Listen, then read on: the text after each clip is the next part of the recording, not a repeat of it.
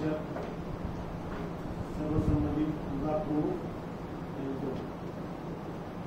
मागच्या 5-6 महिन्यामध्ये मालेगाव शहरात जे विविध सण उत्सव झाले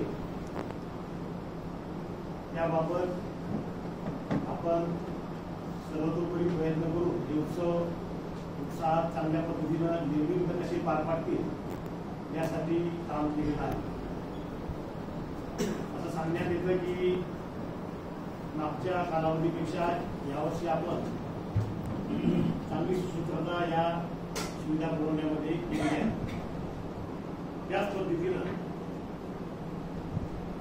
येत्या 17 तारखेला येणारा जो हा मोहरम उत्सव आहे हा सुद्धा चांगल्या पद्धतीनं सूत्रबद्ध पद्धतीनं शांततेनं आणि कोणत्याही नागरिक सुविधा कमी पडणार नाही अशा पद्धतीनं साजरा करण्यासाठी आपण जमलेलो आहोत. माझी विनंती राहील श्री राणाजी यांना की त्यांनी मागचा अनुभव विचारात घेऊन, कारण मला तर आपल्याला सर्वांना पुन्हा दिसेल, मलाही पहिल्यांदाच अनुभव आहे की सर्व बातमीच्या बाबतीत निवेदन करावं आणि त्यानुसार आपण प्रत्येक विभाग प्रमुख असेल, प्रभाग अधिकारी असेल त्यांच्याकडे त्याची जबाबदारी सोडून त्याचं टाइम टेबल सांगून हे चांगल्या पद्धतीनं कसं करून घेण्याचं नियोजन करू.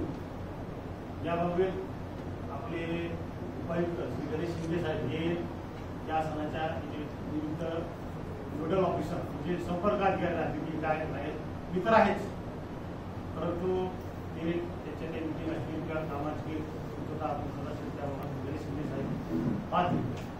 तर याबाबत आता आपण बैठकीला चालू करू.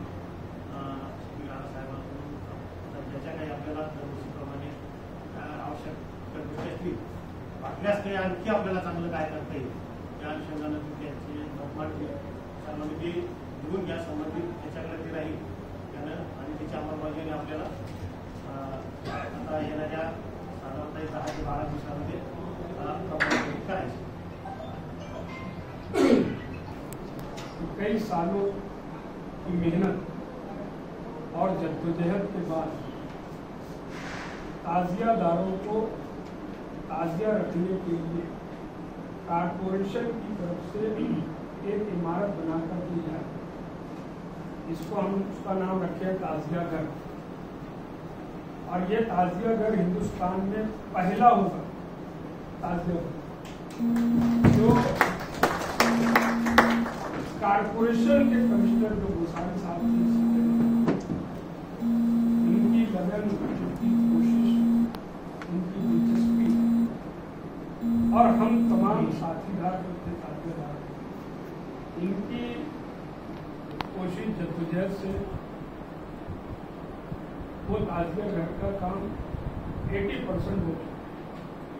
या कहना चाहिए हमको ताजिया रखने की जो सहूलत चाहिए थी इतना काम हो गया.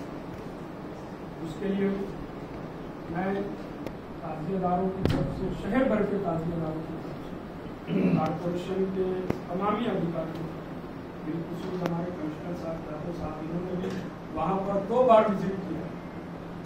और वो विजिट ऐसा था कि मैं बाद में पहुंचा, शायद पहले पहुंचा, तो ये हमको लगा कि हमसे ज्यादा इंटरेस्ट इनको है इस चीज का, और वो हम महसूस हुआ. 14 जुलाई बरोज एतवार शाम 5 बजे और 6 बजे के दरमियान हमने उस इमारत के उद्घाटन का प्रोग्राम रखा है. 14 जुलाई बरोज एतवार रविवार संडे के दिन. और उस इमारत का इफ्तिताह जो है वो हमारे मंत्री साहब दादा हुसैन साहब जो है पालक मंत्री यहाँ से, उनके हाथ से रखा है. हम ये चाहते थे क्योंकि सरकार के पैसे की इमारत तो पूरा प्रोटोकॉल जो हो वो सरकारी सर्विस ये हम चाहते. हमने जब दादा भूसे का नाम सिलेक्ट किया तो मेरी ये सोच थी कि उस हल्के के वो एमएलए भी मालदा शिवाय और हमारे पालक बनते हैं. हमने वहाँ धर्म और मजहब की बात नहीं, वरना हमसे लोग कहे, लोग टोक रहे, फोटो चल रहा है प्रोग्राम का, व्हाट्सएप पे। तो कुछ लोग जो ज़्यादा धार्मिक हैं, उन लोगों की तरफ से हमको इतराज़ात भी हुए, यार तुम ताजिया घर जो है दादा मुझे इब्तिदा करा रहे, मतलब हम यहाँ न मजहब देख रहे न पार्टी देख रहे। वो चूंकि गवर्नमेंट में है और हमारे यहाँ के पालक मंत्री और मालदा छिवाड़ के एमएलए भी, इसलिए हम उनके हाथ से रहे। दुनिया क्या बोले हम उसको परवाह नहीं करते। ये हम सोच रख के, और क्योंकि सरकारी इमारत है वो हमारी नहीं है, कारपोरेशन की इमारत है और कारपोरेशन की ही रहेगी, हम कल वहाँ पर अपनी ताज़िया रख रहे हैं।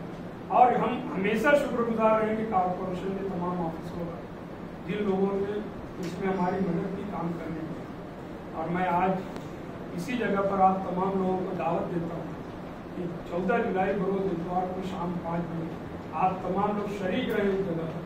कमिश्नर साहब चीफ गेस्ट रहेंगे, और मैं समझता हूँ 2 बात वहाँ कमिश्नर साहब बोलेंगे कि मिनिस्टर के साथ अपनी बात रखेंगे कारपोरेशन।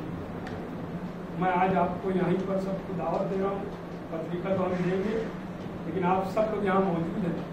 और मैं वापस आप लोगों को इसकी और शुक्रिया अदा करता हूँ कि मुहर्रम का त्यौहार जो मुसलमानों का एक बड़ा त्यौहार माना है, डिस्प्यूट है इसमें भी, मुसलमानों में भी डिस्प्यूट है, कुछ ताजियादार हैं कुछ नहीं, बड़ी तादाद में इंडिया के बाहर से भी कई कंट्री ऐसे जो ताजिया बनाते हैं, ताजिया का मुहर्रम का त्यौहार मनाते हैं।